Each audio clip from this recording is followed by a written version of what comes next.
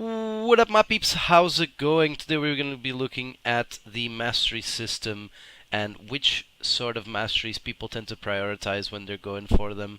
So if you're a new player that have never encountered this mastery system, or if you're an old player that is tuning back in because of one of the expansions, this might be helpful for you because, yeah, the mastery system is one of the main things that has changed, and it's quite a nice system because it allows you to have some nice end game content. So when you reach that level 80, you have something to work towards, and it's something that specifically is really well done because once any of your characters reaches level 80, they start working towards the same mastery. So like you don't need to unlock the same masteries over and over again with your different characters.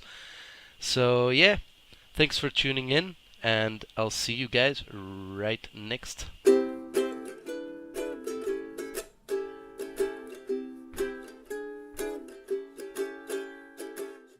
So ever since Heart of Thorns, they have released the mastery system. So if you see anybody with a yellow level, you'll notice that that level is their mastery level, so the level beyond level 80. So whenever you reach a character to level 80, whether it be by leveling it up or using one of those boosts, you're going to encounter this mastery system. So first off, the way you start the mastery system, so once you're exactly at level 80, what you do is you go to your story journal and you either start Path of Fire or Heart of Thorns, depending on which expansion you got. And from there, once you begin the story and do the first chapter of the story, you're going to unlock the mastery system. So in Heart of Thorns, the mastery system starts you off with the first gliding ability, and in Path of Fire, the first one starts you off with your Raptor mount. Now, whether you got Heart of Thorns or you got Path of Fire, you're also gonna unlock the Central Tyria masteries. Now, as you notice, these masteries are all per region, so whenever you're in that region, you're going to be working towards the masteries related to that region. So if you're in the Heart of Thorns region, you're going to be leveling up your Heart of Thorns masteries. If you're walking around in Central Tyria, so the initial maps, you're going to be unlocking towards your Central Tyria masteries. And if you're in the Path of Fire masteries, guess what? You're going to be unlocking your Path of Fire masteries in the Path of Fire map. So the way these work is quite simple. Once you have a level 80 character, that level 80 character is automatically going to show your mastery level. So all of your level 80 characters basically are on the same page. All that's different between them is going to be their equipment and so on. All their rank or mastery rank is going to be the same. That is quite handy, especially if you have multiple alternate characters, which just allows you to go through the map and use what character you think is best for that situation. So the way these masteries work is, regardless of your character's levels, you're going to be taking advantage of this account mastery. So all your characters in your account are going to be able to use gliding if you've got the gliding mastery. It doesn't matter if they're past level 80 or before level 80, they're always going to be able to use these masteries you've unlocked.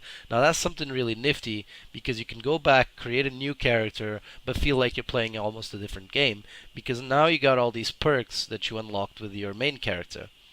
On top of that, once you reach level 80, like I said before, you're going to be working towards the same goal, which means the only things you need to do differently are hero points so that you can unlock your special masteries. And what you're going to be needing to do as well is the story, because that's going to be independent per person, and map completion. So in order to get, say, the waypoints and all that, you're going to be needing to do that again with your character. Apart from that, you're going to be working towards unlocking the same mastery points.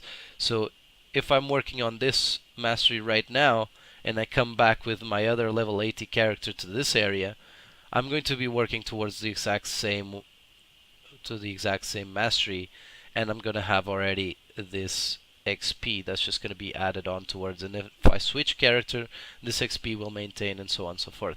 So I think that's a really nice system for people who are playing with their alternate characters, because that allows you to work towards the same goal. Now, in terms of masteries, Central Tyria masteries offer you the Mentor, which is quite a nice one, so you can show yourself in the map, and I find this especially useful for Heart of Thorns and Path of Fire maps, where some of the difficulty in the regions is a bit higher, and a lot of the events you might need some help from other people. So if you put yourself as a mentor, you will see this little dot appear above your head, as well as in the map. Now you can't see it very well because I'm over it, but there's a red dot around me, which will basically be shown for everyone in the map, meaning they'll know there is someone doing whatever event there is over there, and it'll be easier for you to grab and pull a big group together in order to do your task. So that's a really handy one, especially if you're wanting to do more multiplayer with random people going around the map. Another really useful Central Tyria map is the Advanced Logistics. This allows you to automatically pick up loot, and it gives you some swiftness to your party when you're going around cities. So this is a specifically helpful quality of life mastery that I see a lot of people praising. Outside of the Central Tyria, you got Path of Fire, for example. In Path of Fire, one of the most useful ones to go for first is the canyon jumping, because the canyon jumping allows you to go over and leap over like big canyons, and this allows you ultimately to unlock the Springer mount and the Skimmer mount, and it also allows you to unlock the Jackal mount by proxy, since you can unlock the other two. So that's a really helpful one to go for if you're doing Path of Fire. Really aim to get this one, and from there on your gameplay will be a lot easier, because you'll be able to reach the places you couldn't before. In Heart of Thorns, obviously most people tend to go for the Glider Mastery, because that's really useful, both for the updraft use, for the Lee Lime gliding. That's a really nice one as well. So if you grab these ones, you'll be able to glide forever, and you'll be able to catch those Lee Line flows of magical energy that basically glide you from one place to the other. These are really useful. They're kind of like the mounts of the first expansion, so I really recommend going for gliding as soon as you can. You'll also notice as you're playing through Heart of Thorns that bouncing mushrooms is going to be essential for some areas, exalted markings as well, and the Nuhoch wallows is going to be really useful as well for getting to certain areas. The counter magic is necessary for certain missions of Season 3, Living World Season 3, so that one is also one to look out for. Now, to get these mastery points, you're going to be needing to do certain things. So, for Central Tyria, you can get your masteries at your story. So, Scarlet Story will give you some masteries for Central Tyria, and Living World Season 2 will give you some masteries for Central Tyria right there. So you can unlock one by doing the mission, and then you can unlock a second one by doing the achievements related to it. So if you click, for example, on Achievements Rewards, if you do all these achievements for that specific mission, you'll be able to unlock your extra mastery point. So, in Heart of Thorns, it's quite straightforward, because you basically go around the map and pick up your mastery points just like in Path of Fire. And on top of that, if you do the story mode of Heart of Thorns, it will also give you plenty of mastery points, as well as if you do the achievement, once again you get an extra mastery point. On top of that, if you do Living World Season 3, they'll also give you some Heart of Thorns mastery points, which are pretty handy. So that's how you get your Heart of Thorns mastery points right there. You just farm them throughout, and you'll find them scattered along the map. For a Path of Fire, it's very similar to that, and I imagine when Living World Season 4 comes out, that you'll have a similar system to the Central Tyrian Masteries and the Heart of Thorns Masteries that I just explained. In any case, the way to get them is by doing the story. You get plenty of mastery points as well as if you go around the map and collect them in certain areas. So for example, there's the chef one, which is really annoying. You got one underwater over there. This one you need the skimmer, but you can go for it as well, and so on and so forth. So you just basically go to that area and you commune the point, whatever it's needed to get that point basically. So it's similar to your hero points, except these are actually account bound. So after I pick up this one, for example, and I come with a different character, this mastery point will already have been picked up, and I can't pick up a second one with that character because they share them all. However, hero points, they're character specific. So if I have caught this one, which I have for example with this character, and I come with a different character in here, I'm going to need to capture that one again, and it's just separate points basically. So here for example I got 30 hero points, whereas in my other character I got 1 hero point. But in terms of masteries, all my characters have 9 Heart of Thorns masteries, 3 Central Tyrian masteries, and 10 Path of Fire masteries to spend.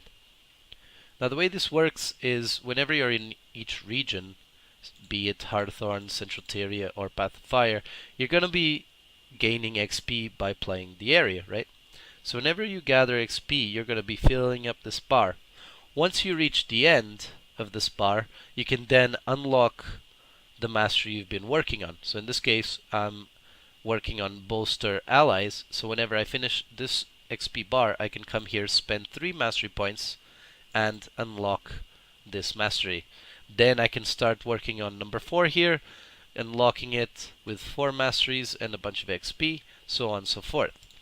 At any point, you can decide to change which one you're training, and as you see, if I change to the Nimble Benevolence, my XP bar will change because that's the XP bar I got for this one, but without losing the XP bar of this one. So this one is still here, ready to be worked at any time I decide to change to it. The same with all the other ones. So say I'm training legendaries here, and I decide to switch to Fractal Attunement, I can do that at any moment, and it'll just change whichever is being trained. So I hope this video was useful, whether you're a new player or coming back from the basic game and you just bought the new expansion. Whether you've reached level 80 by leveling up or by a boost, and you have no idea how to get started with these masteries, or just want to get a better idea how these masteries work. I hope this was useful. I hope you enjoyed the video. Comment down any questions and any feedback you have for me to improve my videos, and don't forget to subscribe to the channel if you want to watch more videos like this and live streams that I do once in a while. I do try and upload content quite frequently to the channel, so yeah, thanks very much for watching. Don't forget to like the video and comment down below your thoughts, and I'll see yous next time.